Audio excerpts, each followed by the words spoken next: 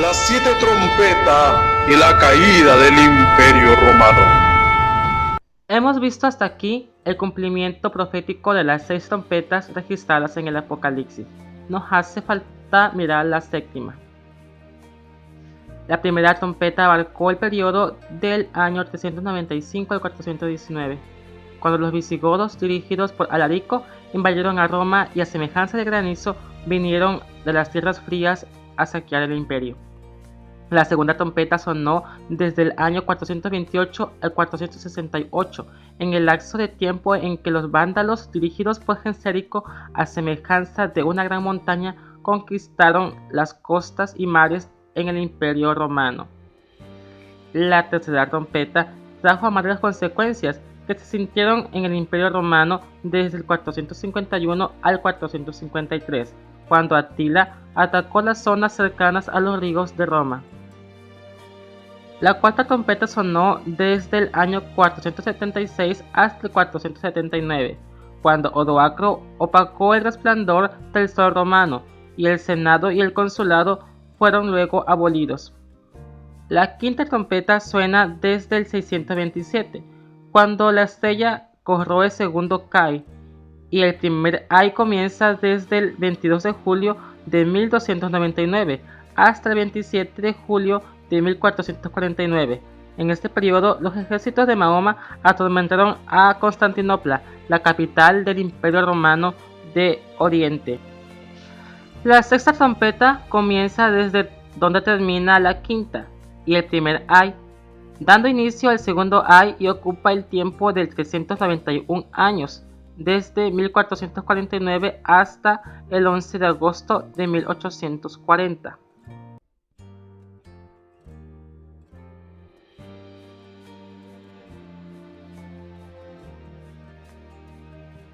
Y cuando esperábamos la séptima trompeta, el Apocalipsis nos enfoca a una escena diferente.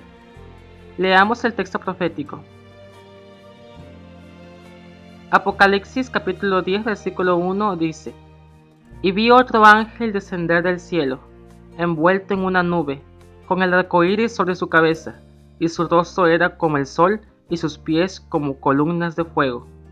Y tenía en su mano un librito abierto, y puso su pie derecho sobre el mar y el izquierdo sobre la tierra. Una escena distinta aparece ante la vista del profeta.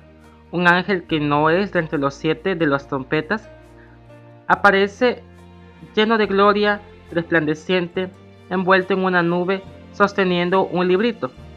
¿Se hace énfasis en que está abierto este librito? Inferimos que antes había estado cerrado. ¿Pero qué libro es este que había sido cerrado y ahora estaba abierto? En un solo lugar leemos acerca de un libro que debería de estar cerrado. Leemos en el libro de Daniel que este libro que lleva su nombre debía de estar cerrado y sellado hasta cierto tiempo. En Daniel 12:4 dice: Tú, empero Daniel, cierra las palabras y sella el libro hasta el tiempo del fin. Pasarán muchos y multiplicaráse la ciencia. Si el libro había de quedar sellado hasta el tiempo del fin, se entiende que en el tiempo del fin se abriría. En Daniel 12:4 se registra el acto de cerrar el libro, y ahora se registra un libro abierto. De ningún otro libro más que Daniel se dice que fue cerrado y sellado, y en ningún lugar se nos dice que fue abierto, a menos que sea aquí en Apocalipsis 10:2. Se nos dice que se abriría en el tiempo del fin. ¿Pero cuándo comenzó el tiempo del fin? Había un evento que marcaría el comienzo del tiempo del fin. Esto se registra en Daniel 12:5 y 6, donde después de mirar los eventos futuros, Daniel ve una escena asombrosa. Dice: Y yo, Daniel, miré, y aquí otros dos que estaban en pie, el uno al este del lado del río y el otro al otro lado del río. Y dijo uno al varón vestido de lino que estaba sobre las aguas del río: ¿Cuándo serán el fin de estas maravillas? Las maravillas mencionadas aquí se refieren a lo que Daniel vio anteriormente. Los entendidos enseñarían la justicia a las multitudes, la gente corre de aquí para allá, la ciencia aumenta, el juicio termina y Miguel se levanta. Sucede entonces el tiempo de angustia, la liberación del pueblo de Dios, la resurrección. Sobre estos eventos se da la respuesta. Y oí al varón vestido de lino, que estaba sobre las aguas del río, el cual alzó su diestra y su siniestra al cielo, y juró por el que vive por los siglos, que será por tiempos y la mitad de un tiempo. Y cuando acabe la dispersación del poder del pueblo santo, todas estas cosas serán cumplidas.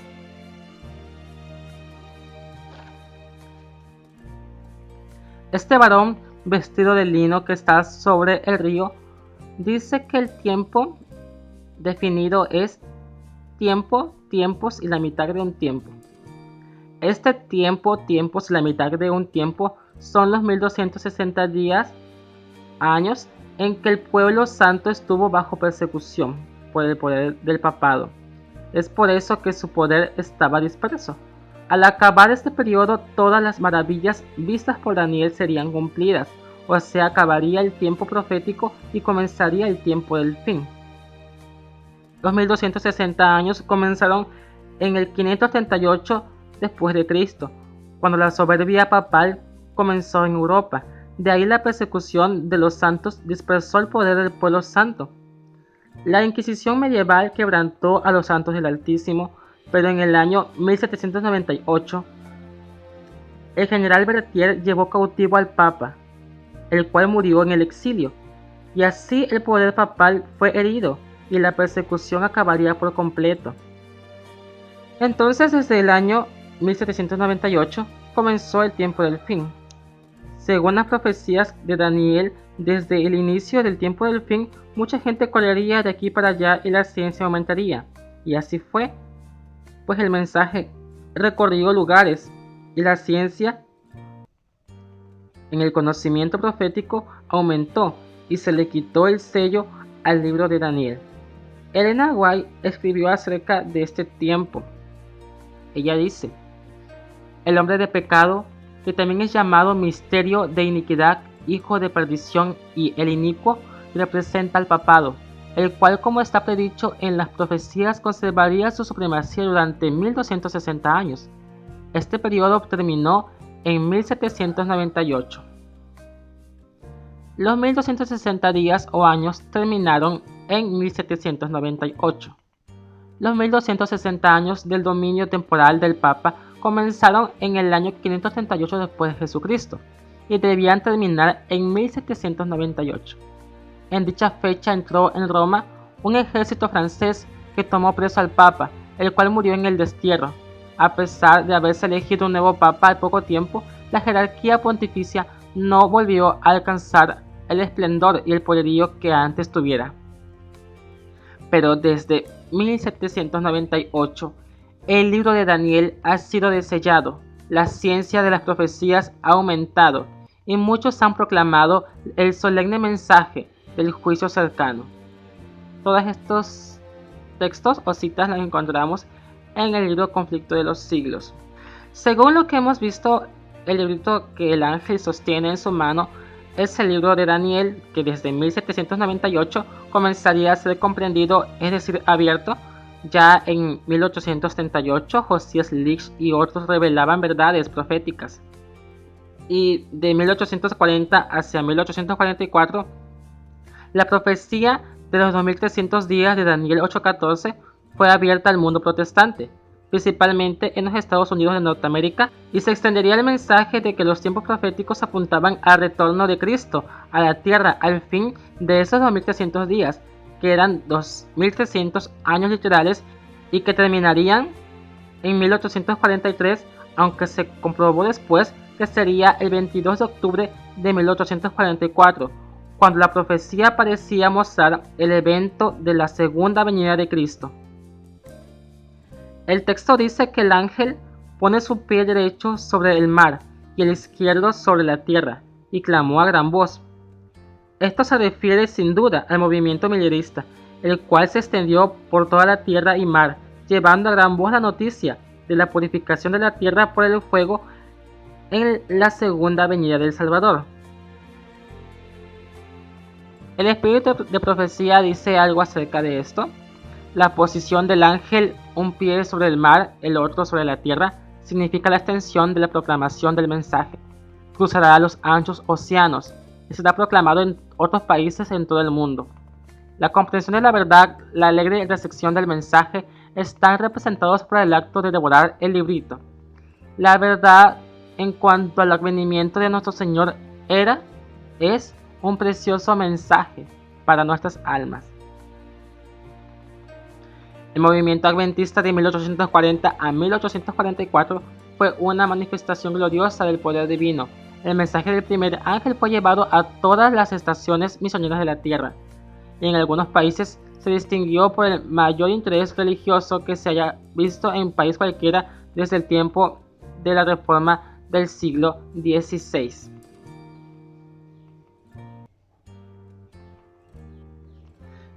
Y clamó a gran voz, como ruge un león, y cuando hubo clamado, 7 truenos emitieron sus voces.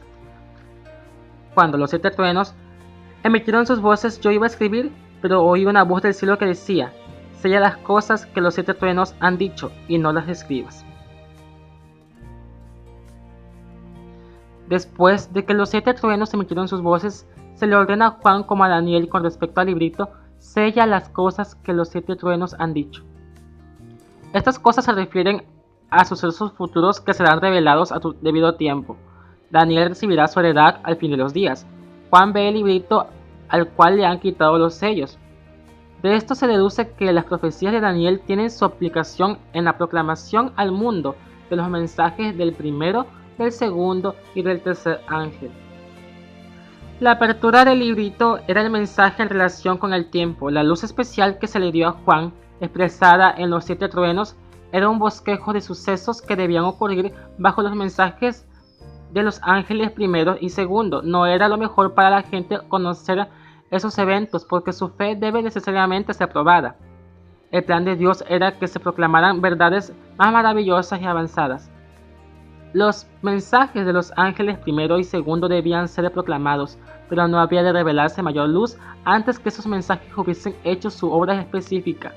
Esto se representa por medio del ángel que estaba parado con un pie en el mar, proclamando con un solemne juramento que el tiempo no sería más. Aquí se nos dice en este texto o cita de comentario bíblico adventista por Elena de White, donde dice que los 7 truenos son sucesos futuros y son bosquejos de sucesos que ocurrieron bajo los mensajes de los ángeles primero y segundo. Pues hemos visto que el librito que sostiene el ángel es el libro abierto de sellado de Daniel, y que los truenos son eventos que ocurrieron desde 1840 hasta 1844, en la proclamación del primero y segundo mensajes, donde hubieron bosquejos de sucesos que ocurrieron en ese tiempo. Pero ¿quién es este ángel poderoso que tiene el librito en su mano? Analicemos sus características. Principalmente se nos dice que está envuelto en una nube. Varios textos muestran a Jesús envuelto en una nube en acontecimientos relevantes. Por ejemplo, en Daniel 7:13 dice: miraba yo en la visión de la noche, y aquí con las nubes del cielo venía uno como un hijo de hombre, que vino hasta el anciano de días, y le hicieron acercarse delante de él. En Hechos 1:9, cuando Jesús asciende al cielo, dice: y habiendo dicho estas cosas, viéndolo ellos, fue alzado, y le recibió una nube que le ocultó de sus ojos. En Apocalipsis 1:7 y 14:14 dice: he aquí que viene con las nubes, y todo ojo le verá, y los que le traspasaron y todos los linajes de la tierra harán lamentos por él. Sí, amén. Miré y aquí una nube blanca, y sobre la nube uno sentado semejante al Hijo del Hombre, que tenía en la cabeza una corona de oro y en la mano una hoz aguda. Aquí, al referirse al Hijo del Hombre, sabemos que Jesús, que siempre se llamó a sí mismo Hijo del Hombre, y se lo ve envuelto con las nubes. En Salmo 104:3 se nos dice que Dios se traslada en las nubes. que establece sus aposentos entre las aguas, el que pone las nubes por su carroza, el que anda sobre las alas del viento. Otra característica es el arco iris sobre su cabeza. Algunos textos nos podrían decir que esto es una descripción de Jesús. Por ejemplo, en Apocalipsis 4:3 dice: y el aspecto del que estaba sentado era semejante a piedra de jaspe y de cornalina, y había alrededor del trono un arco iris semejante en aspecto a la esmeralda. En Ezequiel 1:26-28 dice: y sobre la expansión que había sobre sus cabezas se veía la figura de un trono que parecía la piedra de zafiro, y sobre la figura del trono había una semejanza que parecía de hombre sentado sobre él. Y vi la apariencia como de bronce refulgente, como apariencia de fuego dentro de ella en derredor. Desde el aspecto de sus lomos para arriba y desde sus lomos para abajo vi que parecía como fuego, y que tenía resplandor alrededor. Como parece el arco iris que está en las nubes el día que llueve, así era el parecer del resplandor alrededor. Esta fue la visión de la semejanza de la gloria de Jehová, y cuando yo la vi, me postré sobre mi rostro, y oí la voz de uno que hablaba. El espíritu de profecía también nos dice algo acerca de esto.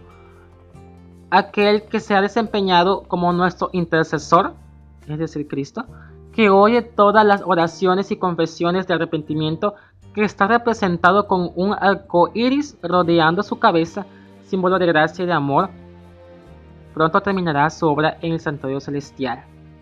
La gracia y la misericordia dejarán entonces el trono, y la injusticia tomará su lugar. Aquel a quien han buscado sus hijos ocupará el lugar que le corresponde, la investidura de juez supremo. Un arco iris es representado en el cielo alrededor del trono, también por encima de la cabeza de Cristo, simbolizando la misericordia divina que circunda la tierra. Cuando el hombre por su gran iniquidad provoca la ira de Dios, Cristo, el intercesor del hombre, intercede por él y apunta hacia el arco iris en la nube, como evidencia de la gran misericordia y compasión de Dios por el hombre errante. También el arco iris ubicado arriba del trono y encima de su cabeza es emblemático de la gloria y misericordia de Dios, que allí descansa para beneficio del hombre arrepentido. Su rostro era como el sol. En Apocalipsis 1:16, hablando acerca de Jesús, dice: tenía en su diestra 7 estrellas, de su boca salía una espada aguda de 2 filos, y su rostro era como el sol cuando resplandece en su fuerza. También se escribió, dice: Dios hace que su sol brille sobre los justos y los injustos, y este sol representa a Cristo, el sol de justicia, que brilla como la luz del mundo, dando sus bendiciones y misericordias visibles e invisibles a los ricos y a los pobres por igual. Este principio ha de guiar a nuestra conducta hacia nuestros semejantes. El Señor es quien enseña a los más elevados sentimientos morales, los más humildes principios, y ningún hombre puede desviarse de ellos y estar sin culpa. El mayor insulto inferido a la bondad de Dios, dudar de que Él está dispuesto a que impartamos a los demás las bendiciones, tanto espirituales como temporales, que Él nos ha dado libremente. A medida que va acercándose la nube viviente, dice otro texto, todos los ojos ven al príncipe de la vida. Ninguna corona de espinas hiere ya sus sagradas sienes, ceñidas por gloriosa diadema. Su rostro brilla más que la luz deslumbradora del sol de mediodía, y en su vestidura y en su muslo tiene escrito este nombre: Rey de Reyes y Señor de Señores. Otro texto dice: mientras Dios es para los impíos un fuego devorador, es para su pueblo un sol y un escudo. Otra descripción que se hace aquí de este ángel, que nos estamos dando cuenta que es Jesús, es que sus piernas o sus pies son como columnas de fuego. En Cantares 5:15 dice, hablando acerca del amado, dice: sus piernas como columnas de mármol fundadas sobre las basas de oro fino, su aspecto como el Líbano escogido, como los cedros. Y en Apocalipsis 1:15 dice: y sus pies semejantes al bronce bruñido, refulgente en un horno, y su voz como estruendo de muchas aguas. Aquí en estos dos textos vemos a columnas refulgentes, muy semejantes a la descripción que se nos da aquí del ángel y que es lo que se da también de Jesús. Esta columna de fuego representa algo muy importante. La columna de fuego que anuncia terror e ira al transgresor de la ley de Dios es una señal de misericordia y liberación para los que guardan sus mandamientos. El brazo que es fuerte para herir a los rebeldes será fuerte para librar a los leales. Todo el que sea fiel será salvo. Enviará a sus ángeles con gran voz de trompeta y juntará a sus escogidos de los cuatro vientos de un cabo del cielo hasta el otro. La columna de fuego que anuncia terror e ira al transgresor de la ley de Dios es una señal de misericordia y liberación para los que guardan sus mandamientos. Se dice, y clamó a gran voz como ruge un león.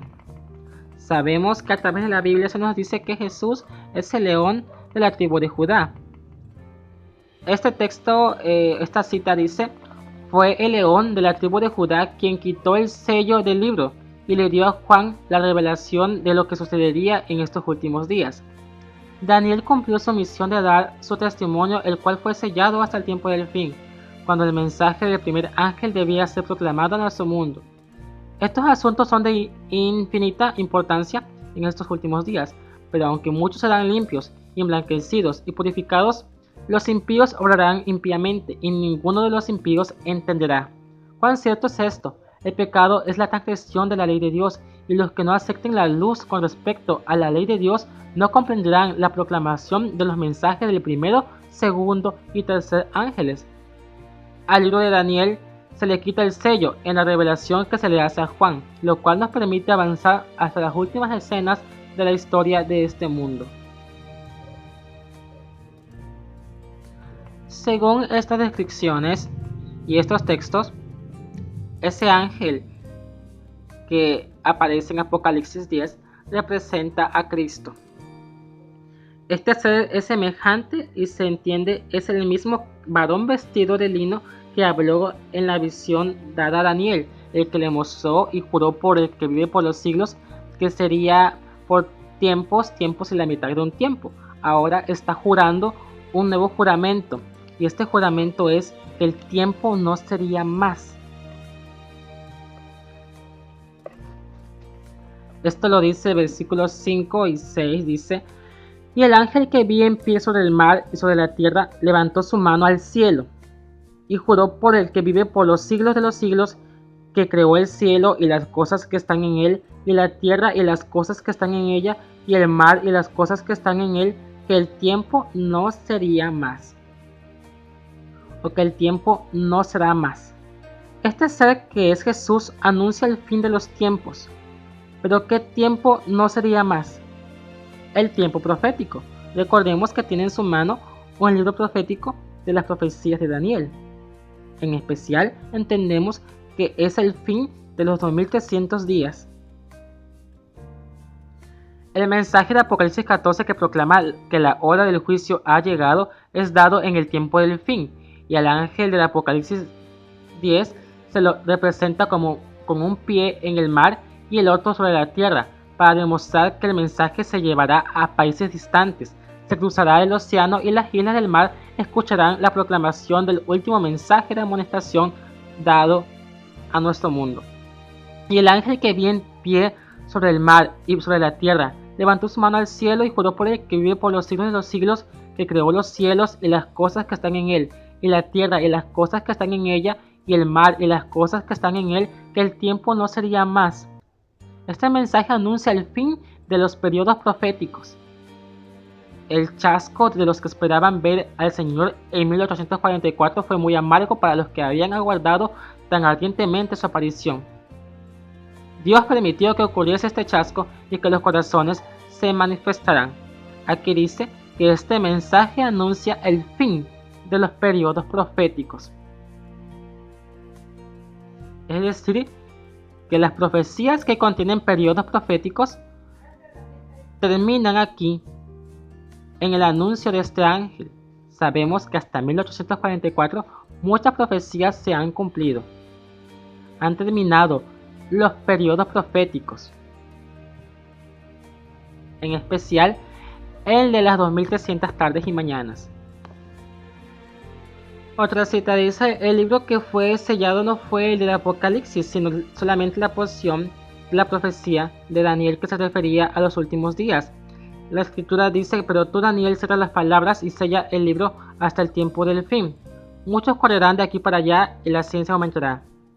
Cuando se abrió el libro se proclamó: el tiempo no será más. Veas Apocalipsis 16. Ahora ha sido abierto el libro de Daniel, y la revelación hecha por Cristo a Juan debe llevarse a todos los habitantes de la tierra. Mediante el aumento del conocimiento debe prepararse a un pueblo para que resista en los últimos días. Versículo 7. Sino que en los días de la voz del séptimo ángel, cuando él comienza a tocar la trompeta, el misterio de Dios se consumará como él lo anunció a sus siervos los profetas. En este texto se menciona la séptima trompeta. Esta trompeta no se refiere a la mencionada en 1 Corintios 15:52, que es la última trompeta que despierta a los muertos, sino que es la séptima de la serie de las 7 trompetas, y como las otras de la serie, ocupa un tiempo profético con su sonido. En los días cuando empieza a tocar, el misterio de Dios será consumado, no en el día en que empieza a tocar, no en el mismo comienzo de su sonido, sino que en un plazo relativamente breve después de que haya empezado su sonido. El misterio de Dios será consumado. Sabemos que las trompetas anteriores han tenido un periodo de tiempo. Algunas específicamente se da qué tiempo iba a ser, como 5 meses, o la otra que decía que debía tener un día, un año, un mes. Pero en esta ocasión la séptima trompeta no nos dice un tiempo específico, pero es un tiempo en el que va a estar sonando. Y en este tiempo dice que el misterio de Dios será consumado. La palabra consumado, consumado es, la dijo Jesús, le exclamó cuando nuestro Salvador murió en la cruz, exclamó: consumado es.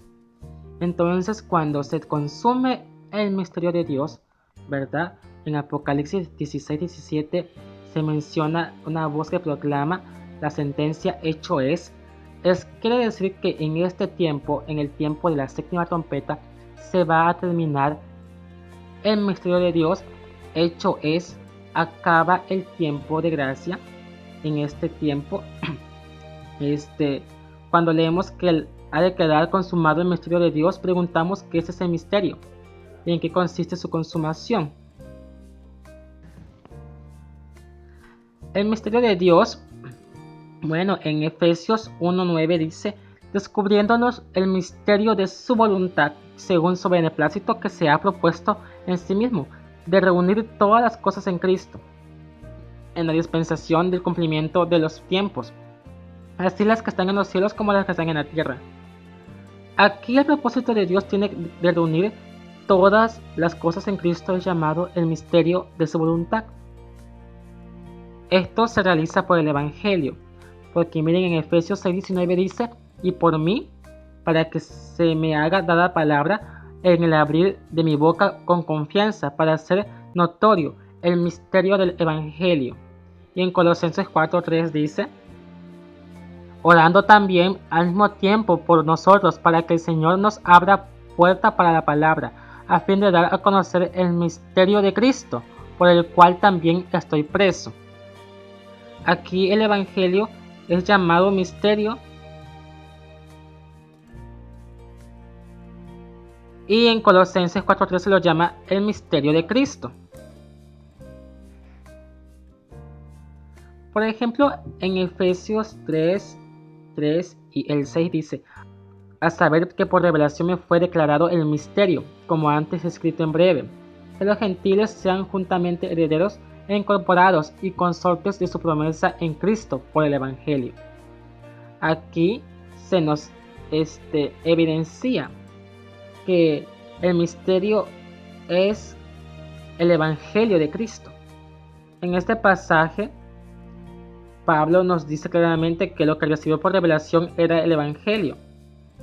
En Efesios 3:3 lo llama el misterio, que le fue comunicado por revelación como había escrito antes. Esto se refiere a la epístola a los Gálatas, donde él les envía este evangelio en las cartas. Entonces comprendemos que el misterio de Dios es Cristo en su evangelio, o es el evangelio de Cristo. Entonces cuando se consume este misterio, o sea, cuando el evangelio se ha consumado, cuando se termine, entonces se va a cumplir lo que dice: en los días de la voz del séptimo ángel, cuando empiece a tocar la trompeta, el evangelio será consumado. ¿En qué consiste la consumación del evangelio? Preguntemos primero con qué fin fue dado. Fue dado para Israel de entre las naciones, a un pueblo que llevase el nombre de Dios. Su consumación será pues la terminación de esta obra, que quedará consumado cuando se haya completado el número de los hijos de Dios, cuando la misericordia deje de ser ofrecida y termine el tiempo de gracia. O sea que nos está diciendo este ángel que tiene su libro, este librito en la mano, nos está diciendo que cuando el séptimo ángel toque la trompeta, en ese tiempo el misterio de Dios se va a consumar. O sea, el evangelio de Cristo va a terminarse, como él anunció a sus siervos los profetas. Sabemos que cuando termine este tiempo, Cristo dirá desde el cielo: hecho es, o consumado es, y arrojará el incensario a la tierra, y no habrá más misericordia para nadie. El tiempo habrá terminado. Bueno, leemos lo que nos falta. Apocalipsis 10, 8 al 11 dice: la voz que oí desde el cielo habló otra vez conmigo. O sea, la que le había dicho que no escribiese las cosas de los truenos. Es la misma voz que habla con él y le dice: y dijo: ve y toma el librito que está abierto en la mano del ángel que está en pie sobre el mar y sobre la tierra. Y fui al ángel diciéndole que me diese el librito, y él me dijo: toma y cómelo, y te amargará en el vientre, pero en tu boca será dulce como la miel. Entonces tomé el librito de la mano del ángel y lo comí, y era dulce en mi boca como la miel, pero cuando lo hube comido amargó mi vientre. Y él me dijo: es necesario que profetices otra vez sobre muchos pueblos, naciones, lenguas y reyes.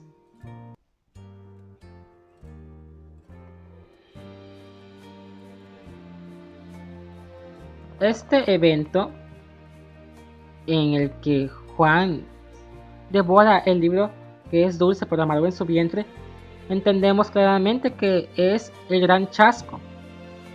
Dice esta cita: quienes amen sinceramente a Jesús pueden comprender la emoción de los que entonces esperaban con intentísimo anhelo la venida de su Salvador.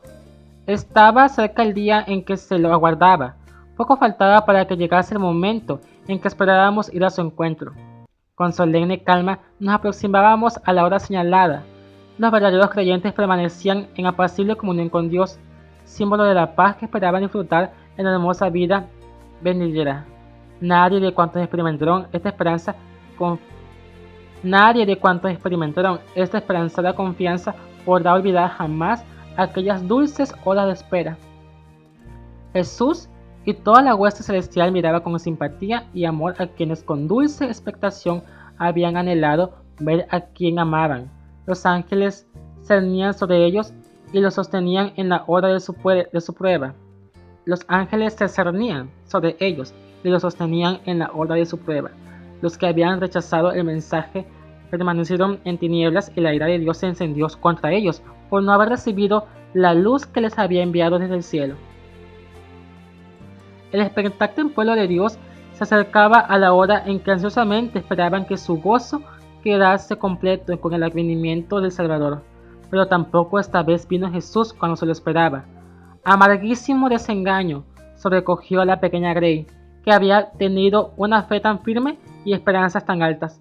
No obstante, nos sorprendimos de sentirnos libres en el Señor y poderosamente sostenidos por su gracia y fortaleza. Este es el comentario bíblico adventista, y aquí dice: este pasaje del capítulo 10 al 11-14 constituye un paréntesis entre la sexta y séptima trompetas, parecido al del capítulo 7, que se intercala entre los sextos y el séptimo. Entonces, este evento registrado aquí en Apocalipsis 10 del 8 al 11 se refiere al gran chasco. vemos cómo en los textos anteriores se nos da el tiempo del fin, el libro abierto, se nos jura que el tiempo profético termina y ahora se nos muestra el gran chasco. Todo esto cuadra con el movimiento millerista hasta 1844. Dice, y él me dijo, es necesario que profetices otra vez sobre muchos pueblos, naciones, lenguas y reyes. Las verdades que recibimos en 1840, 41, 42 y 43 y 44 deben ser ahora estudiadas y proclamadas. Los mensajes del primero, segundo y tercer ángeles serán proclamados en el futuro con voz potente. Bueno, a la sexta trompeta le seguiría entonces el evento del movimiento millerista, que nos lleva hasta 1844, a gran chasco. Apocalipsis 10 ocurre entonces entre la sexta y séptima trompeta. Quiere decir que la sexta trompeta termina en 1840. Entonces este evento del ángel con el librito es de 1840 y termina hasta 1844. Y en 1844 esperamos ver entonces ya el cumplimiento de la séptima trompeta, que lo vamos a ver en el próximo, la próxima narración. Sencillo estudio acerca de el ángel puede ser más profundizado. Aquí simplemente hemos dado algunas citas que hemos humildemente investigado. Que el Señor les bendiga.